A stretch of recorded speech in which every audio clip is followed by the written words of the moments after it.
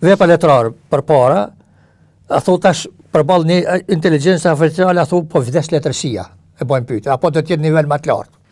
Shiko, unë vrej sot shumë kush merret me kritikë letrare. Merret në mënyrë tepër të përcjellë dhe tepër si përfaqësore. Ka drejt secilit merret, secilit lexoj, secilit i shpreh impresionat e veta, perceptimin si e percepton letërsinë ose botën. Mirë po. Tash, këtu nganjëherë jo pak autor, shpëhin të emrat, shkruajnë për shkak se një pagesë që do ta kenë. Kjo është ndoshta për shkak të parave shkruajnë. Edhe një shkrimtar që nuk është ndoshta serioz, ata thonë pas ka vlera aty këtu.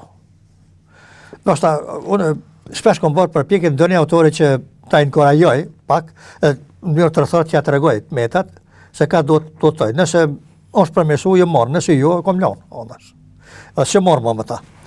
Dhe nëse është një kritikë që donë me inkuraju, shpesh është quajtur si kritikë e empatisë, ose vetëm atë mendimin pozitiv që dikush e jep, nuk ka gjë të keqe aty, nëse për shembull e nxit e inkurajon. Mirë po, nëse tash krijohet ajo përshtypje që autor tash i ka mrrin vlerat, atë është gabim i madh.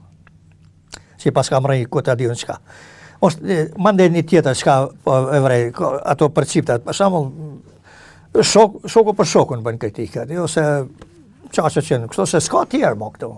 S'ka tash ata çfarë akademik ata merren me një nivel tjetër ata merren, ose këta që kanë profesor në universitet, ata e kanë doktorantuar, nuk merren me letërsinë ata, nuk merren me vlerat, nuk merren me zgjedhjet, nuk merren me autorët. Edhe ende jetojnë kalumen, bilim, po vje keq që po them, në kalumen, për shkak se vetëm kalumja ka pas autor sa s'ka. Kur realiteti letrar është këtë tjetër, nuk është ashtu.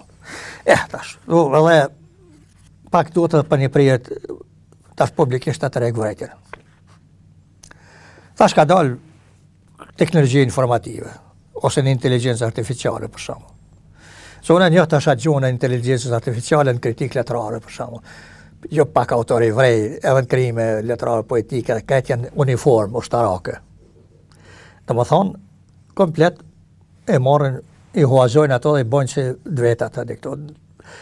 Ata nuk po janë gjendje edhe bilet pakët t'i asimilojnë ato, edhe bojnë një tekst vetin, se del, për shkak se nuk po hynë, cilat janë ato modele stilistike që i njoh mirë ato, modele stilistike që i përdore e gjuhën, dhe tash njëtat modele stilistike i hasnit të, për shembull, të 15 autor. Të njëjtat. Njëjtat modele stilistike të gjuhës së inteligjencës artificiale i hasnit njëjtat autor. Dhe kjo është ai fenomeni që sot ekziston, dhe ndoshta ndonjë ditë duhet më dalë edhe me ato reagime, domethënë që pak ta kenë parasysh edhe këtë fenomen, atë këto nuk po them që s'duhet ta kërkojnë ndihmën aty. Mirë po them që t'jen vetvetja. Nuk mund t'jesh ti, shiko, ka vepa letrare për para, a thu tash përballë një inteligjencë artificiale, a thu po vdes letërsia, e bojmë pyetje, apo do të jetë nivel më të lartë. Kjo mos besim total tash.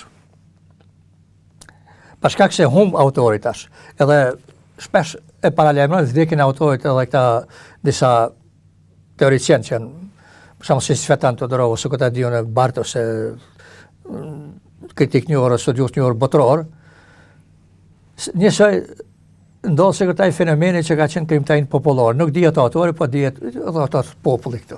A thonë nëse do të zhdrovi shkrimi këtë kolektivitet, edhe s'do të ketë më autor, po do të ketë vetëm autorsi në inteligjencë ose këta diun e të një autorit përbashkët. Domethënë nishi prapë. Monizmi. Edhe do gëzojmë na të bim tash në atë uniform gjësore, uniform moniste, se dikur, uniform mendimit, se i ka shumë thella ato, në rregull. Të pamenduar fare. Po këto është problemi, se për ata dhe do të jenë kujdesshëm pak njerëz, ata që e don letërsinë. Ma mirë është një përpjekje që është individuale, një përpjekje që është, domethënë se që është personale, edhe ajo është këtë normale që ti absorbon dijet për literaturën ndryshme edhe qoftë për inteligjencës. Por ruje volën tënde, individualitetin tënd, personën tënde, vetveten.